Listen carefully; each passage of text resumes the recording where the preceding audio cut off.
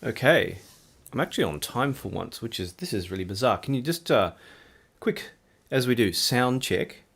Can you all hear me? Should be able to see chat now. Just want to check that you can all hear me first before I start talking, because I've done that before and talked, and obviously no one's been able to hear me. So probably going to be just wait a minute for the stream to catch up with everyone, and then just make sure that I'm coming through clear. Morning to everyone. So I'm just going to just stare at the chat for a bit while I make sure that everything is clear. So we have Ilya. Oh, good, excellent. I can be heard. That's the main thing. Really irritating talking and then find out that your microphone or something doesn't work. It's supposed to be working, which means I need to grab another thing too, which I forgot. So first, thank you all for joining me in the live stream. If you're watching this and you're wondering why you can't chat, you need to be a subscriber. So it's a little addition I've added there. And what I'm going to do this morning is, well, talk about a couple of things and answer some questions from my patrons. So if I press the magic button here, if you're watching this and you're wondering, I actually have a patron page. So people here, many people, and I have to say thank you to everyone who has been very generous with their support, is actually been made me being able to do reviews and other stuff possible, and it would have been impossible without everyone's support. Also, thanks to everyone who's given me questions over the time. There haven't been many questions for this live stream this time, but also some ideas given me. Not only do people support me, but also give me ideas and feedback, which helps me improve my videos too. I mean, the purpose of making reviews is, well, I started off, jumping onto Headphone when the earpads of my headphones went flat, and was looking for better headphones. And then you get told, oh, well, you don't just need headphones, you need this, you need an amp, and you need a DAC, and you need all this stuff, otherwise it's going to sound like crap. And so the process of learning, I figured out what stuff, what I needed and what I didn't need over a period which is now since about 2007, so it's been going on 14 years. And as a result, I've learned quite a bit, and I'm trying to share as what I have learned. It's not, I don't know everything, with people and through reviews, and so help them make good choices in buying gear. So that's something you should consider there. Now, let's get back to the chat and live stream and everything. A couple of things to note. If you weren't already aware, my late father wrote books about science. So this is Science, Myth or Magic. Hold it up in front to make sure I'm not blocked by the chat thing. This is a book, he was a biological scientist, and he wrote stuff like, science can lead the way to truth about the universe, to combating harmful superstition and preserving the biosphere. Hence, they should show the way to survival for humanity. Sound familiar? Now, in recent times, people have been, science is a tricky thing, and something I have to say is it's not, a lot of people are looking for kind of absolute truths in that this is true and this is true, or not true, or something is, very looking for black and white answers to things, audio, and what's going on, especially we're still in the middle of a pandemic. And unfortunately, science and life in general is not black and white. It's a process of discovery. And something people don't understand is science doesn't give you black and white answers. Well, sometimes it does, but it's where we experiment, or we provide conjecture, and we test things, and we learn bit by bit more about what's going on. And sometimes newer knowledge supersedes previous knowledge. And that can happen very rapidly. And people were very surprised, I think, in the last year, where recommendations for what's a good idea and what's not a good idea changed constantly. And that was kind of unnerving for a lot of people. And people look for black and white answers and want to feel like they're, in possession of, the correct answer to things. And sometimes that's often that the information they believe they're in possession of is actually not true, because people make stuff up and that kind of things. But I mean, it's interesting now that it's very relevant, this kind of thing. So if you're interested in a book about what science is, now I don't agree with everything my father says, which is an interesting point to consider, but I think he did write a good book more than 20 years ago, which he wrote this, and do consider maybe buying it. And I'll give you, it's available on Amazon, which if I press the magic button here, you can actually see. And in Kindle edition now, so I asked the publisher to put it in Kindle edition. So that's an interesting thing you can read, but it'll give you a kind of idea of how it is for ordinary people to understand kind of how the scientific process works.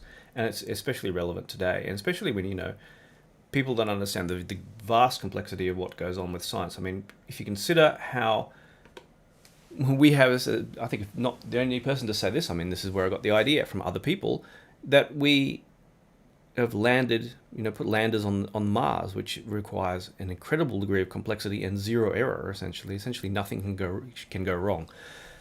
And that's pretty incredible. And we just have to remember that we're not capable of making we don't have the full knowledge to make really complex judgments about, especially things like immunology, which is an extremely complex science, which is like, studying the ocean kind of thing, or studying space in terms of its complexity. So something to consider there. So do consider learning about how science works. Okay, now with that serious stuff over there, we're going to get on to different serious stuff, which is, audio. But Ilya is reading manga and watching me. Okay, that's very cool. So if you weren't already aware, Ilya is one of my top supporters. He's into manga. I'm not, but he is, which is cool. Okay, so I want to talk about audio stuff.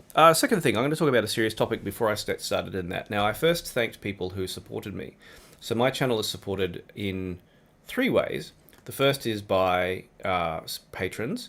The second is by Google AdSense, the ads that pop up on YouTube. So before you watch me, you get to watch an ad, or in the middle of my videos, which is pretty normal. And the third way is through affiliate links. Now, recent times, people have said, I've seen a few people say this. They say, I don't have any affiliate links on my channel. I don't want anything to bias my impression. You can trust my impressions or my reviews because I'm not influenced by the fact that I have to make money through selling products. Now, I understand the logic of this, but I want to tell you a little bit about affiliate links before. I want to basically, affiliate links cannot bias me towards wanting to hype up a product, and I'll tell you why. And it's a very simple thing. Now, how do affiliate links work? So what happens is you put a link to a shop. In this case, it could be Amazon is one. The two I'm affiliated with, in addition to Amazon, are Hi-Fi Go and APOS. And what happens is the link to the product has an additional tag on there, which if the person buys the product, it's connected to my affiliate account, and I get a percentage back, usually something like 5% of the purchase price. And Amazon varies; I don't even know what it is. And from that, that seems very simple and straightforward. So you'd normally think that a person who has affiliate links would be biased towards trying to hype up gear and getting as many sales as possible. But there's one thing that people do not consider. This assumes that the product will be purchased and not returned. Pause and think about that for a minute. Now, Amazon has a 30-day return policy. I think APOS and Hi-Fi Go have return policies as well. And I don't get paid immediately when someone buys something. I only get paid if they keep it for 30 days and do not return it.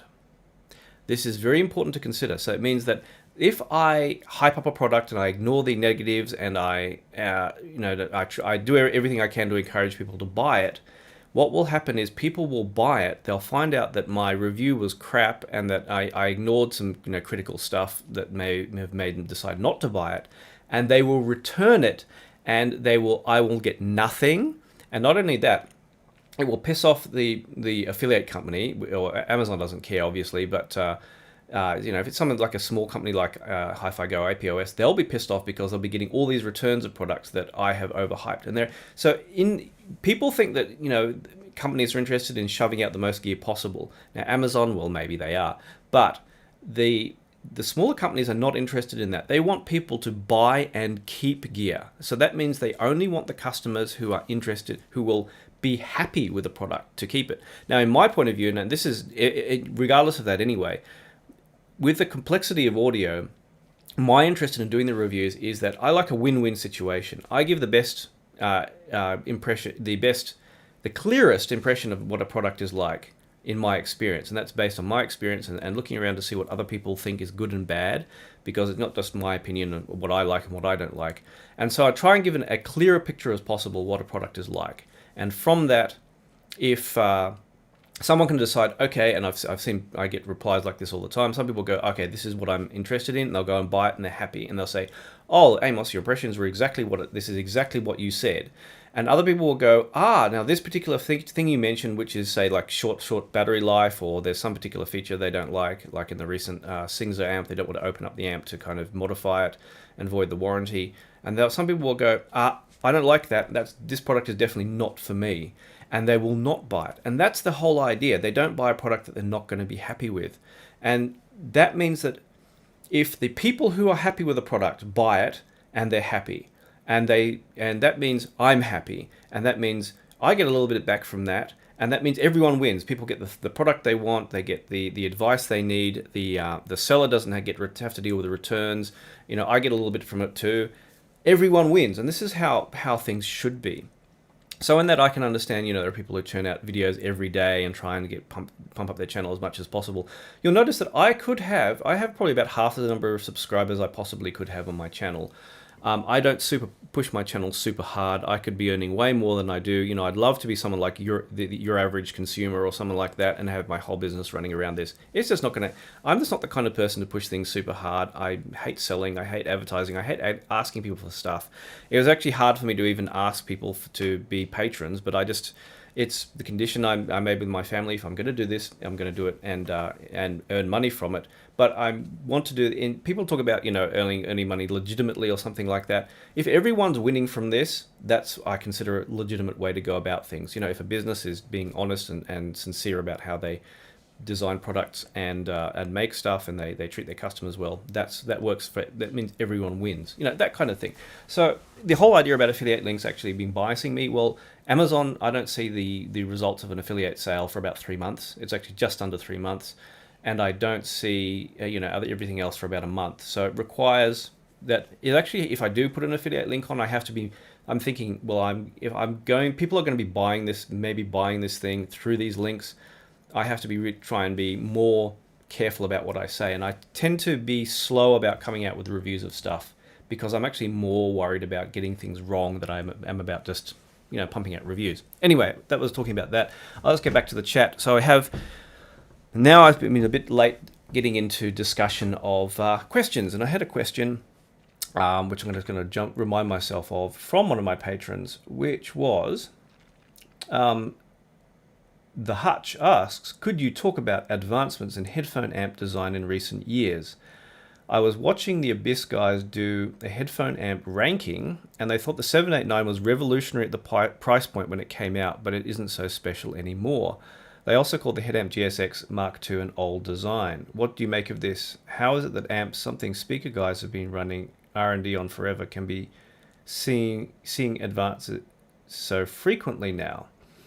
Okay, so amps are, well, we have two main things we deal with in audio. We have amps, and DACs, and each of those is made up of, most amp designs are not unique. They're just variations of the same thing. So a THX amp is not it's a unique combination of components, which obviously the THX group has designed for the particular aim of high measured performance, which is actually something I should talk about a bit as well. But what changes? The designs, basically amplifier circuits have not changed in a couple of decades. Really, there's nothing particularly new that has come out.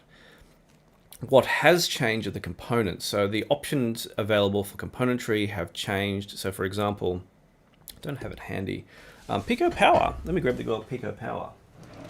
One of my favorite little amps is a Pico Power, and it is now no longer available, as far as I remember.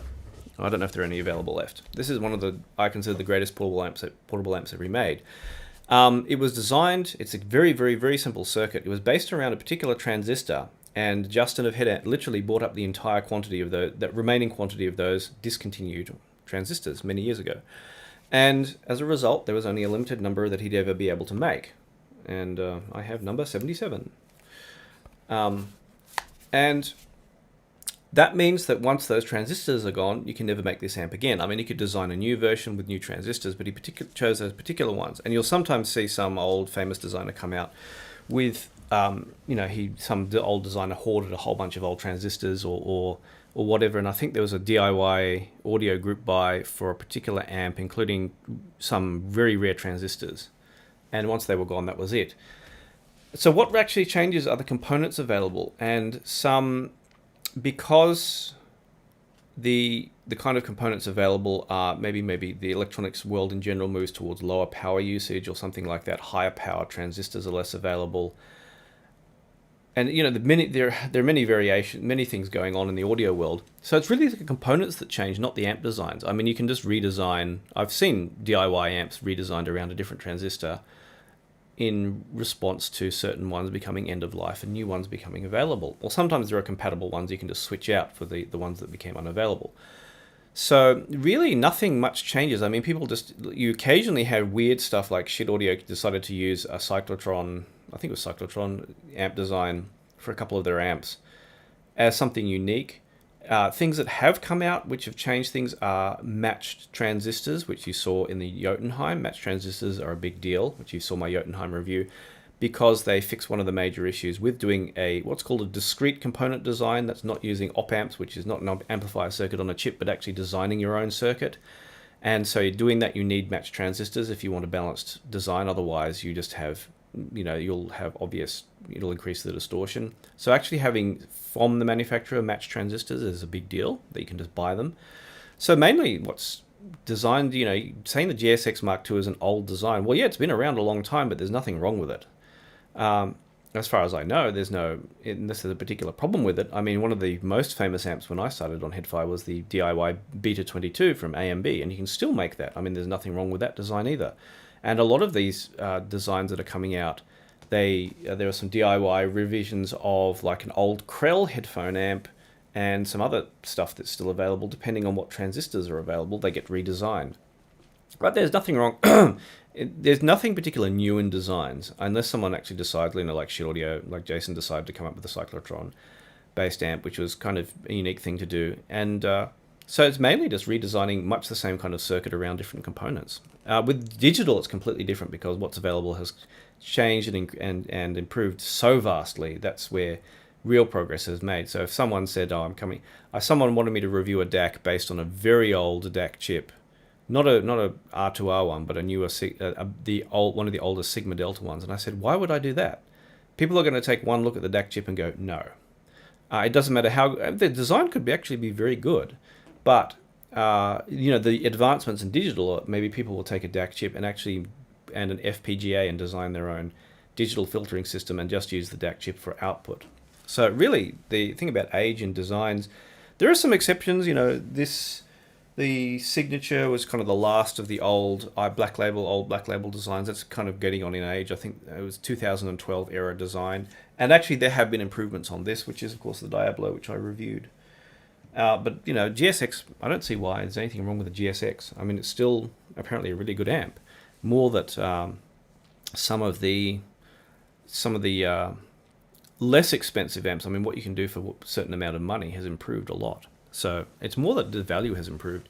And the thing, of course, with the GSX Mark II is it uses a very beautifully made chassis, and it's very, very high quality. I mean, it's the kind of thing that if it was sold as a hi-fi component with markup and everything, it would be $10,000 or something like that. So that's kind of that's where that is. Actually, that's the only question I had from my supporters, which is unusual. So let's see what's going on here. Now, if you've just joined, if you'd like to join in the chat, please become a subscriber. You just have to click subscribe on my channel and it'll give you access to the chat. And I'm doing it so I don't get flooded this morning. And morning to Jay, and nice of you to get up in the morning and say, oh, good to see you. And thanks for the haircut compliment, Yamir. Yeah, this is my summer cut. I do a lot of Aikido, so it sort of helps, and it means I can get up in the morning and I look great. And let's see what else is having. We have Evie Shrug Online, who does PR for Sennheiser. And question I have I tried out the Lambda Signature yet? I used to own an LNS, Lambda Nova Signature. I used to own one of the pair of those, and I very regret selling it.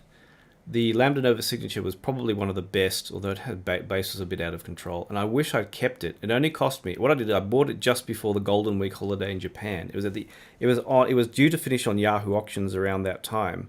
And so the price didn't go up. It was only about $200. And it's like, no, why did I sell it? I'm an idiot. But it means I would have had to have an E-Stat amp. And I just decided having an electrostat amp just for kind of essentially one pair of headphones and one pair of headphones for one amp was kind of not what I wanted to do, so I gave up on that.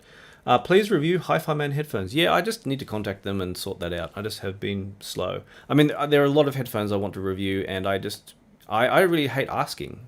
I'm just that kind of person. What do you think of the Sundara? I have a review of the Sundaras.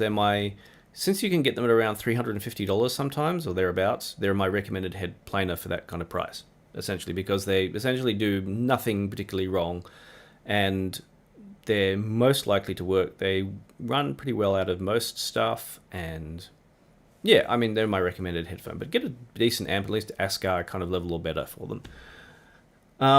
Where are we? Let's see.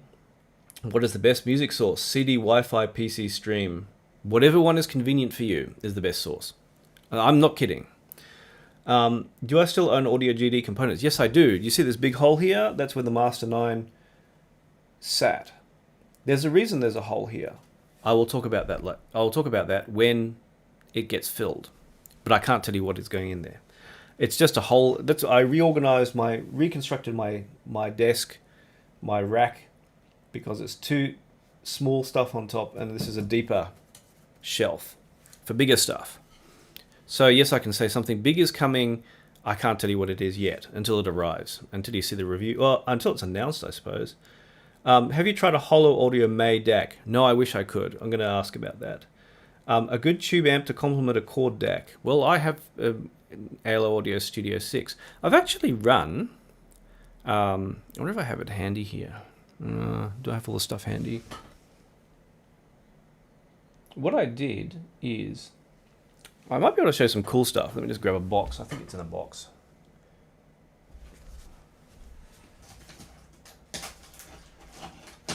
It is, just don't mind me. I'm grabbing stuff.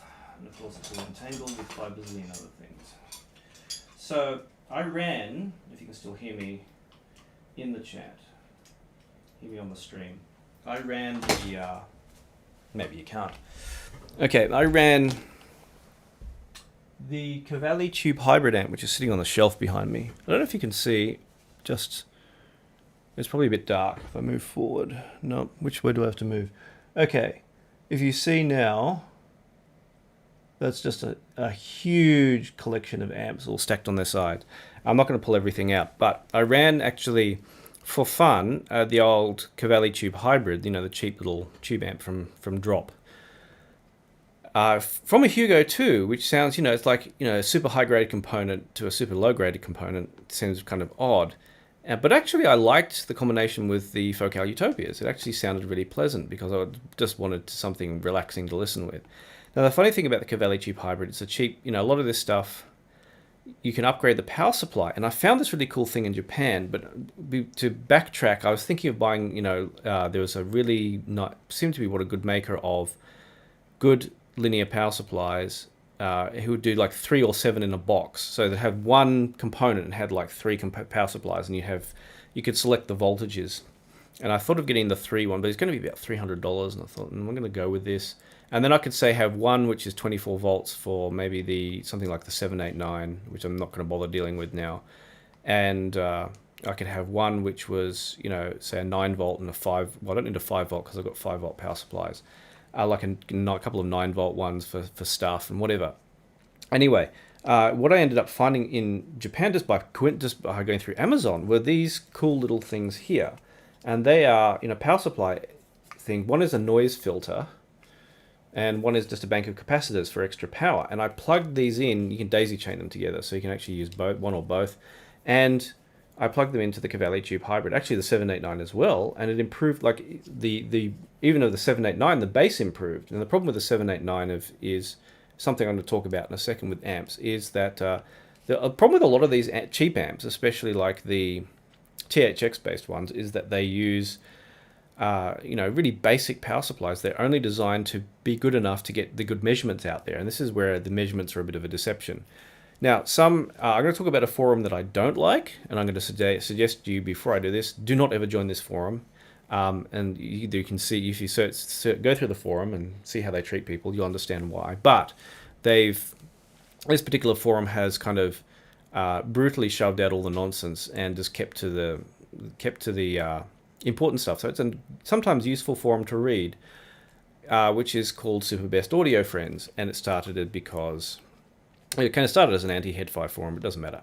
Anyway, they discovered Captain Obvious recently in the last couple of days, which is if you actually measure an amp but load it up to a headphone which has varying impedance, then the fact that how the amp is actually affected under load changes its distortion figures dramatically. And so they found out that, say, the topping, I think it was, E30 or whatever, their basic headphone amp, the distortion level in the bass is much, much, much, much, much higher, like vastly higher once you put it under headphone loads, not just resistor loads, which is what they do measurements with.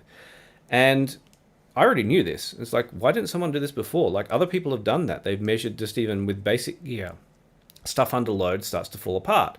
And this is why these amps are actually falling apart under load, and they don't show this in normal measurements. And so when you add like extra, the capacitors are act like little storehouses of energy. Depending how they're set up, of course, they can act for in a number of different ways. But this is like a little bit of an energy store for the power, and it improves the clarity of the amp, and the in some things like the THX amps, the bass improves, and and then you got to do a noise filter as well, because the power supplies switching power supplies, cheap ones are noisy, and so the sound quality improved dramatically with these, like jumped up a couple of levels of amps. So it's really was kind of cool to plug those in. But this is what's in, better quality power supplies, the noise filters and capacitance to provide continuous, power. So that was just an interesting thing I thought I'd mention. But yeah, do check out, it's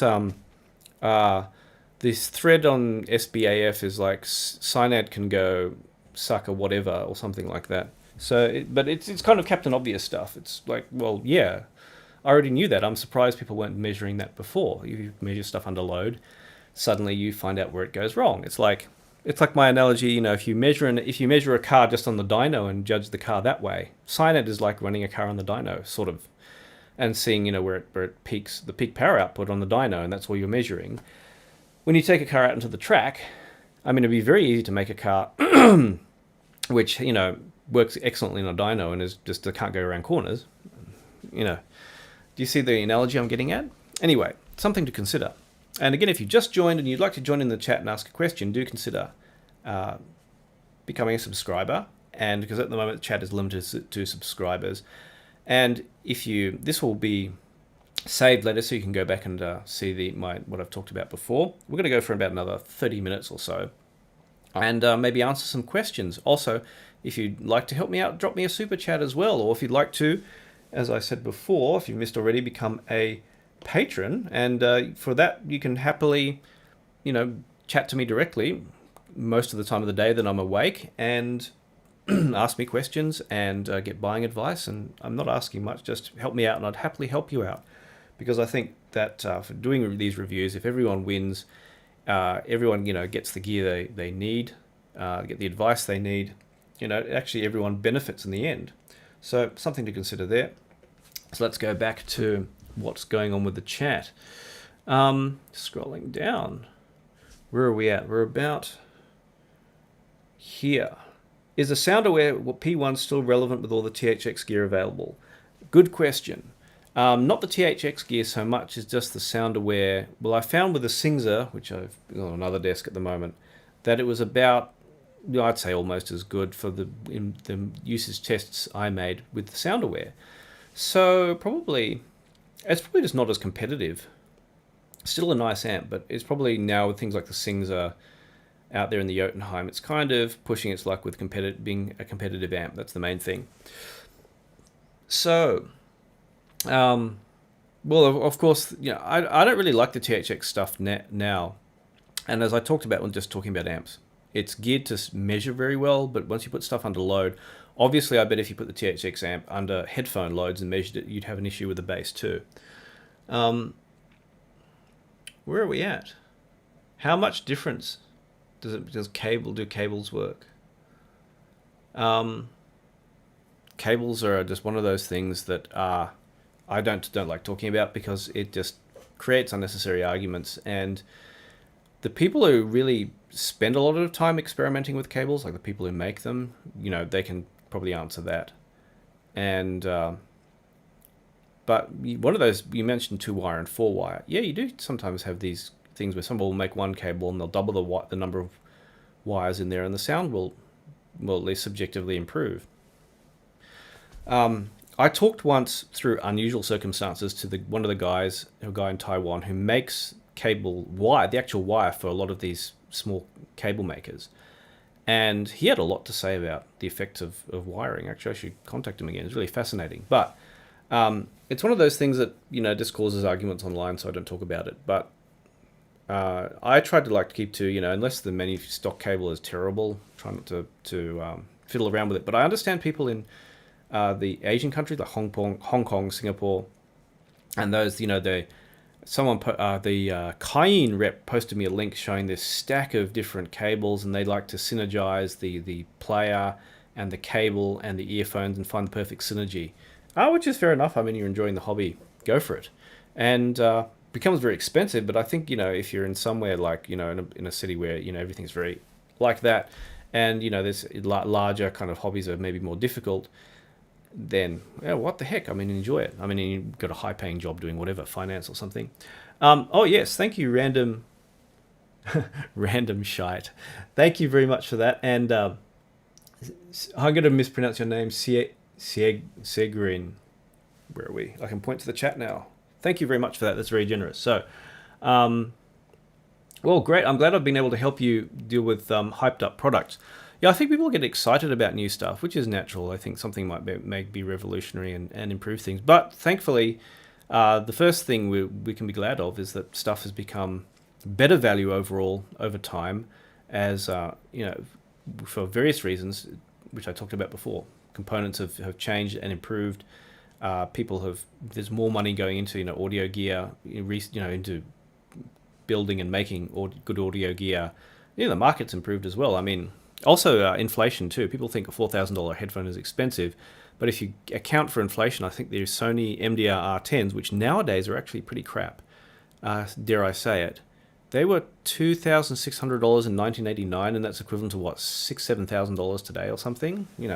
So actually, which is a funny thing, the good old R10s, I remember comparing them to the Odyssey LCD3s some years ago, actually the first LCD3s pre-phaser.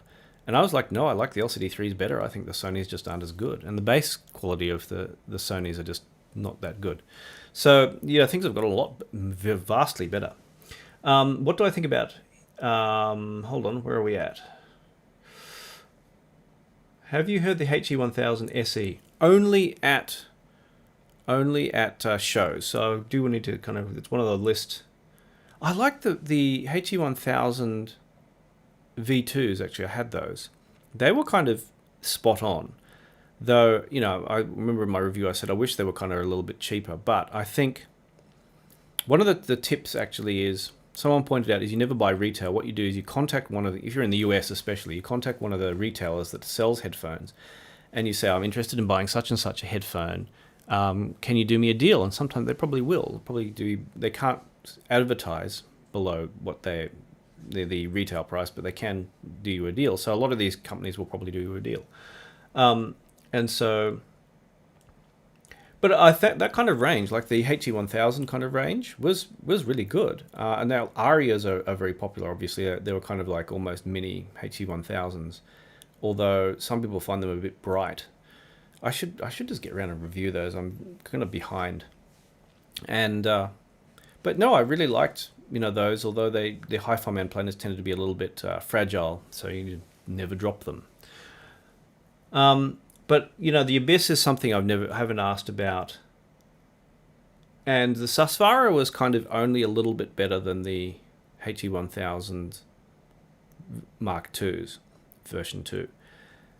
So I still have the Susvaras here, and I still consider them great headphones. Just, double the price for only the kind of a little bit better. Yeah, and you can get a lot of stuff. But I think it's a lot of the pricing for these headphones is for the Chinese market, and Chinese, if you've, well, if I remember dealing with working in a flea market, selling stuff in a flea market, with helping a friend sell stuff. And you have a Chinese lady come up and try and bargain you down and down and down. And I think it's a big thing to bargain people down in China, and I'm told that it is as well. So the retail price is more for the fact that the company selling it will have a large margin to work with. So for people who are going to bargain it down, so nobody pays $6,000 for Susvaras. But that kind of thing, the HE1000 kind of level, yeah, is fantastic. I still think they're great headphones. And I don't remember exactly, of course, it was only at a show, how much different the SE was, but the SE seemed to be a version of the original HE1000, which had, an issue to do with had a slight harshness, very slight harshness of the treble due to reflections inside the cups. But that's something I haven't actually seen if the SE, how that changed that. Where are we at? Am I planning a review on the I have to read this. Qdelix 5K? Never heard of it. There's your answer. When will Sennheiser make a high-end headphone that does bass? That's a funny question. Morning from Melbourne. Nice to see another Aussie here. Good morning, Jonathan. Hope you're having a good morning. Amy left the chat. Ha ha ha. Yeah. Yep. There's much I could say, and there's much I'm not going to say. I'll leave discussion of AMIA to SBAF. That's all I'll say there. Which headphone would I buy for pop, hard rock, and EDM only until 1K USD? That's kind of stuff I listen less to, but probably a less bright headphone. So, I don't like the classic LCD, probably just a planar of some kind, but I don't like the classic Odyssey LCD 2. But it's like that kind of darker headphone might work better. I remember it worked really well with Michael Jackson, which was mastered fairly bright. Depends on preference. That might be too dark for some, but for modern, pop and modern stuff tends to be fairly bright. I'd go for something slightly warmer. I need to check out the Dan Clark Audio planers as well. Again, I remember them being, the newer ones being not quite so bright, and I think Dan Clark is a bit more into kind of dance and club music as well. So that might be something to consider, but also, again, I'm guessing at the moment because it's been a while since I've heard the DCA headphones. But that kind of thing, not a warmer planar, might be a good idea. So that's my thought. What do you think about hearing protection? That's a big deal, is actually getting an idea how loud you're listening. So you can do worse than... my phone's in... I'm using my phone to stream, so it's no good. You can do worse than get like a sound... I have a thing called Sound Meter on my phones, which you can... so what you can do is you can do worse than, like, while you're listening, stick this in the cup and then see what the peak was in your listening and get an idea of what you're listening. Or what I do is I put the headphones on the desk and I put sit them in the headphone and run the sound meter thing and see what decibel level I'm actually listening at. And that I found was listening about, depends, 70 to 80 with peaks at 90 decibels ish. So I don't listen quite that loud, which is a problem doing reviews slightly because I forget to turn up the volume occasionally to check how things go as things get louder. But at least I don't blow my ears out. But absolutely, you should not listen too loud. And I think that's one of the things about buying higher end gear, is it sounds more refined at quieter volumes and you don't feel like you need to turn the volume up. So it's when you like listening, you feel, I want more impact, I want more something. And say you've got a small amp, like say you've got a small shit amp, Magni is also, this is a Valley too, but Magni is the same. You start turning the volume up and it starts to get shouty and you want more impact. That's when you get better gear, better amp and that kind of thing. You get, you feel less of the need to turn things up because you get the kind of kick in the bass. Or maybe you just need headphones which are slightly colored. So like higher, someone just one of my patrons just bought a pet set of Campfire Audio Cascades, and there are kind of like Campfire Audio's equivalent of the old kind of V-shaped sounding ultrasounds, and they're so much fun to listen with. If you saw the non-audiophiles listen to high-end headphones, the Cascades are in there too. They're just so entertaining, and so that's something to consider as well. Is to protect your hearing is find stuff that makes you not want to listen as loud. So. I'm an audio crack dealer. Huh. Yeah. Someone in the chat, have I ever tried a Lampezator DAC? No, and I wish I could, but it would be really. I did try one at a show. It was a level 7, and it was like some high end dealer had set it up with some fantastic amp as well. A Lampezator with something else. It was the most amazing setup I heard. It was one of the Can Jams, probably 2016. One of the high end dealers has set it up with dampers and everything, like the full high-end rig, and I don't remember what amp it was with, but that was fantastic. Amazing. We had some audiophile music, which I had no idea what it was, and you couldn't switch to other stuff. Now, I just lost the chat here, so I can't see the last thing someone posted. Next time you go, travel, fly, go on holiday, away from your stash, what gear will you take? Honestly, you're going to be shocked about that. What I answer to that is, for traveling, I just take noise-cancelling headphones and that's it. Because usually when I'm traveling, I'm on the plane and the main thing I want is just that drone of the plane cut out. And that's just such a relief. I found it was just a huge relief to have that gone, that I would even leave them with no music playing, just switched on. And just have the drone cut out made things seem so much more relaxing. And of course you lose music quality. I mean, I could go hardcore and then stick custom IEMs in and then put the noise cancelling headphones over or something, but I thought no, actually I found it so tiring to have things in my earphones in my ears anyway. I just use the noise cancellers and just play some whatever music I find relaxing, or if it's a 1 hour flight, which I do from Fukuoka to Tokyo, it's 1.5 hours or 2 hours depending on direction. I listen to usually the silent sound spectrum because it's dead on 1 hour, or something like the Necks, which is like who make Necks. Neck as in neck. The Necks who make like 1 hour albums of like this continuous jazz rhythm, kind of like old school techno. Where the rhythm slowly changes. They do that with jazz, and I just listen to a whole one of their albums. And that's just really how I'd love to do that in high quality, but on a plane that's not going to happen. So when I travel, I just take a pair of noise cancelling headphones, and I'm usually too busy to use anything else anyway. Although if it's a Tokyo show, I used to take a Hugo 2 and a DAP. But I have no time to listen to the hotel room. We're going out to dinner and drinks and stuff after the show anyway.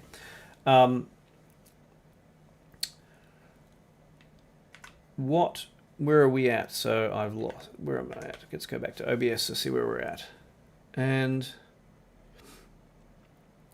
now everyone's jumped ahead on the tracks. I'm just going to go back and check where the chat has got to. Okay.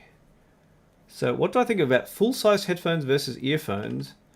I am price versus sound quality. That's an interesting and complex question. It just is the edge of the chat on the view, isn't it? No, I've lost it, but oh well. In-ear monitors versus headphones. Good question. I've had a few people say they prefer listening with IEMs over full-sized headphones. I mean, you lose some soundstage, but sometimes it feels more impactful if you have a good pair of in-ear monitors. So, I think like the high-end stuff, $4,000 IEMs is like, no, that's just silliness. That's just Hong Kong and Singapore, yeah, that's just those guys. That people where you live in an apartment like this and you have a high-paying job, and yeah. Value, I don't know. I just have to. Now that got me thinking about that. What would buy? Let's take a bit arbitrary price point, $900 versus. Yeah, that's very variable. Say at around the $1,000 mark, what would you get? A decent pair of planar headphones versus quite a decent pair of in-ear monitors. Yeah, it's very hard to say. I think there's not a straightforward answer there. I'd choose headphones wherever possible.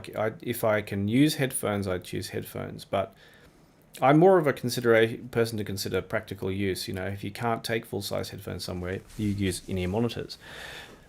So yeah, just practical use is more important to me than just sound quality. Because let's say, oh, I'd love to take a pair of, like, I like to take my Stax rig on an airplane. No, that's not going to happen. You have one crazy person, the Rob Watts of Court, who actually takes an M scaler with a battery to use with his Hugo 2 in business class, which is next level crazy. And he chooses always flights that use the quietest airplanes. That's hardcore, but fair enough. But other than that, I just consider practical use more important than saying, there's an absolute value one way or the other. Headphones are going to kind of win in the fact that they're just, you have the whole ear to deal with, not just the in-ear. But it's like, if you can't use full-sized headphones, use in-ear monitors if they're not too uncomfortable. So practical use case is more important, I think. Where are we at? Biocellulose diaphragm R10s are out of this world. Actually, no. I think the R10s are pretty crap nowadays, which is how much headphones have improved. Planers just are so much better than them. And they have a beautiful mid-range, but honestly, the drivers are just not that great. Let's see what's going on. Good morning, Anupam. Thank you for the greeting. Now, let's just scroll down the see what's happening. I was considering Susvara and driving through a Signature, but boy did I receive so much hate for not running it on a speaker amp. Yeah, everyone's like that. If you don't listen that loud, actually you can get away with it. So, I mean, its power requirements increase really fast as soon as you start turning the volume up. But otherwise, you can actually get away with a lot more than you think. I ran them out of, usable. You wouldn't pay $6,000 to use them with something like this Singzer or the Jotunheim, but you can do it. You can get away with it. Actually, out of the Jotunheim is pretty decent. Obviously not as great as running it out of the TT2 I have sitting here, out of the which I made an adapter to plug them into the back. That was fantastic. I've some nice person, thank you very much, lent me a Dave, and I am completely ruined. I'm trying to see if I can sell a kidney to get one. But anyway, you're going to see a review. This will come out now the problem is I was listening. I got these in for review, the TT2 and M scaler, and now I have to have the Dave here. And it's another level of it kind of readjust. Everything that is not R2R kind of sounds unlistenable pretty much in terms of digital after the Dave. It's very ruining in terms of what it's capable of. Let's see, what are you all talking about here? IE900. I really would like to listen with those, but I don't know the Sennheiser dealer here, unfortunately. So we're almost done. We're into chat. Everyone, you're all chatting amongst yourself, which is rare. What is my current power conditioner? Okay, so I have an old PS Audio Power Plant Premier, the one that had issues, and mine did too. And I got it really cheap, like about $1,000.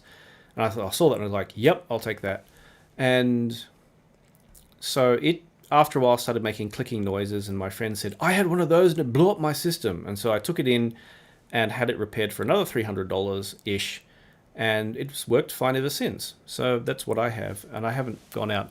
I think balanced transformers and like trip light power. I think trip light people. The basic thing I've heard is use it like a trip light thing, balanced transformer or isolation transformer. It can be a good idea.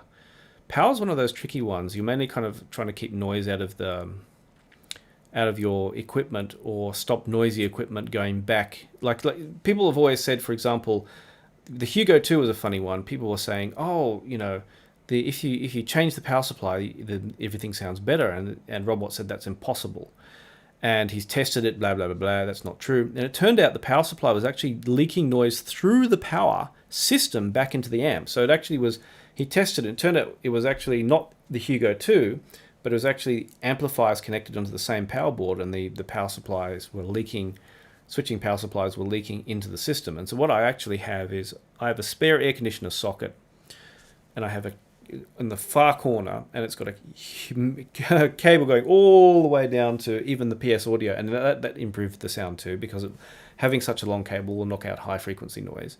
And then out of that, I actually have a transformer for stuff that has to be run off 110 volts, like the shit gear. And then I have a power board with noise filters in there, and the noise filters I plug the switching power supplies into so that they don't leak noise back into my system. So and my computer is on a completely separate power board and a completely separate socket. And then where possible, I try and kind of isolate things there, but that's kind of hard because sometimes I need USB coming from my computer specifically. But that mainly, yeah, because I have a lot of gear here, I try and keep stuff isolated. And when the brighter the sound of your system, the more noise is in there, and the darker the sound, the less noise is in there. So when you succeeded, when your music starts sounding darker and warmer, and when you're doing power isolation. So, knocking noise out of the system. But that's mainly it. I just ended up collecting various power isolators over time and try and keep all like my computer's plugged into an audio power isolator just so it doesn't dump noise back into the power lines. But yeah, I've had issues with like some of the washing machines running and I can hear like a buzz coming through. Or I had one the 110 volt transformer would actually vibrate when certain stuff was running. I think it was a washing machine. I'd hear this bzzz. I'm going, why is there a buzz coming? And turn it to be the transformer. So yeah, and that's even through the power plant Premiere. Now I don't know what new stuff is like. So that's a good point. I wonder if I should start talking about other stuff. When are the Chord reviews coming? I never give times when reviews are coming. They're kind of ready when I'm ready. But I've got to do this. I've only got limited time on, so it'll be faster. And it's harder to. It's much harder to work out how to talk about something at this level than it is. You can say with most gear, it sounds like this or it sounds like that. With higher end gear, it's an experience that how do you describe something that probably people have never heard? So. Is the Herman Miller Aeron worth it? I got the one, I should have got a slightly better one which had forward tilt. I have the one without forward tilt, and I wish I had the one with forward tilt. So yes. That, I'm a bit out of order with questions. Is it worth to upgrade to the Singsa from the THX 789? That's hard to say. It depends on your whole system. But it's definitely a better amp. Whether it will be an upgrade for you will depend on what music you like, what headphones you have, a whole bunch of stuff. So I can't answer that I don't want to say, I know it is an upgrade, but whether for any individual it will be an upgrade depends on everything else in your system. So that's my answer. Okay, listening at 80 decibels with the Susvara. So you might just be able to get away with that. But yeah, it'll be interesting. At least with the Susvaras, the more power you put into them, the more you get in terms of an upgrade. Yeah. So, okay, where are we at with chat? So I'm a little bit behind on the thing, and also because the chat jumped a lot. Okay, now I've caught up. I can look on the main screen. So we're at somewhere down here. So, as I said before, if you watch the beginning of I talked about affiliate links. And Singsa SA1 came through APOS audio. And if you buy it through that link, you buy it. And here's an important thing: you keep it, you don't return it. Then I get a bit of a cut. But that's the thing about I was talking about. If you go back and review this when it becomes up as a regular video. I was talking about affiliate links, and they're not an evil everyone thinks they are, because it requires not only that someone buys something but does not return it. So if I hype up stuff and people say, this was unnecessarily hyped as a stupid purchase, then I lose my reputation. I don't get any affiliate cut. Everything. It's actually I lose out more and this is why I'm very, very cautious about saying people should buy stuff, much more than maybe you might think. Thank you, Evie Shrug. Yeah, it'd be nice to be able to borrow stuff. And the thing about being in Japan, if you weren't already aware, I'm in Japan and not the US or Australia, is that borrowing stuff can be a little bit more difficult. What are my closeback favorites? I don't have a closeback favorite at the moment because my LCD XCs back there are very, very, very, very, very original ones, like before they were even announced original. And so the drivers since then have changed vastly. But I should be able to, in the future, we'll be able to review some more Odyssey stuff and more close-back high-end headphones. But we'll talk about that a bit later at the right time. But usually it was like Dan Clark, Eon, the close back. Generally, you're stuck with Dan Clark for most stuff, but I haven't tried the newer versions of his headphones yet. I had that organized and it didn't quite happen. Have I seen the Singer SDA6? I've saw mention of it, but yeah, I might have to have a look at some of the Singer stuff. I mean, I've had bought the digital gear or been given digital gear from Singer for a while. So interesting, they did make a headphone amp and other gear. Can I speak to Synergy? Can you recommend something good Synergy at different price points like IM and DAP? Yeah, not so much. Synergy, so I suppose Synergy, I think it was Jason Sollard said it was a mixture of, talking about distortion, of combinations of different kinds of distortion. So sometimes, I've had things like the Campfire Audio ARAs, the IMs, and they are, because they're tuned flat, essentially, they could sound a little bit too forward or bright, and in a sense, with, straight out of the Hugo 2, but out of, say, a portable tube DAP like the Cayenne N3 Pro, or I actually have the Cayenne N9 in here, which is going to be reviewed soon because I've got to give that back.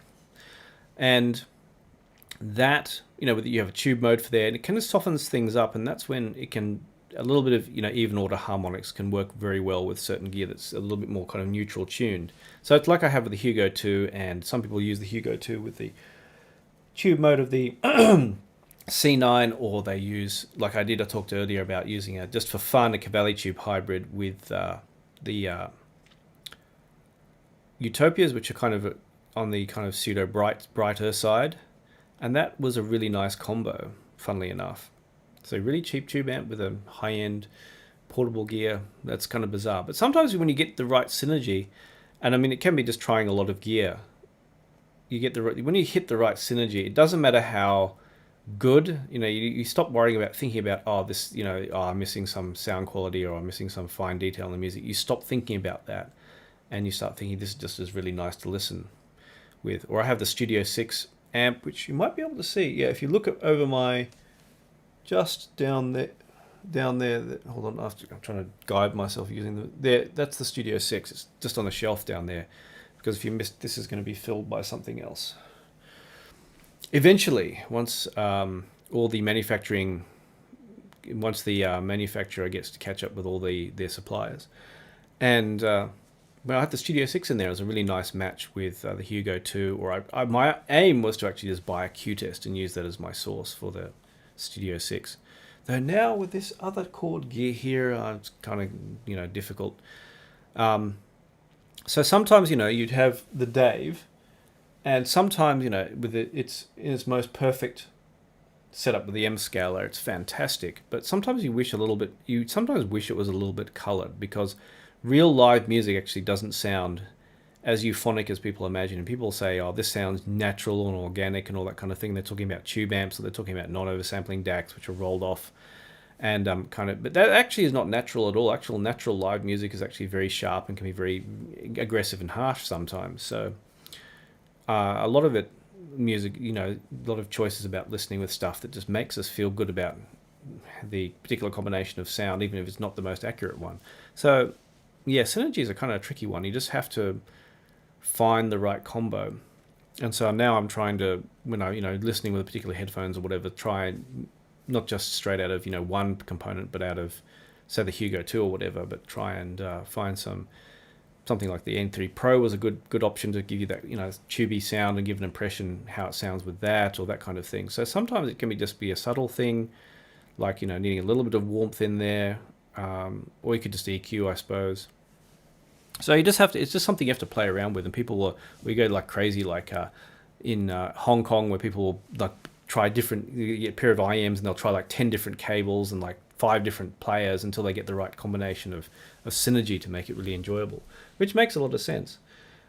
Okay, so I'm gonna finish up in a minute, but I think thank you everyone for joining me, and thank you for the people who sent me a super chat. That was very appreciated. So, if my usual thing, let's go through the usual list. If you missed the beginning, number one was my father wrote a book about science. It's biological science based, but if you want to understand how science works and you're not clear about, science is a process of discovery and conjecture and testing things. This is a book. You can buy that on Amazon. It's called Science, Myth, or Magic.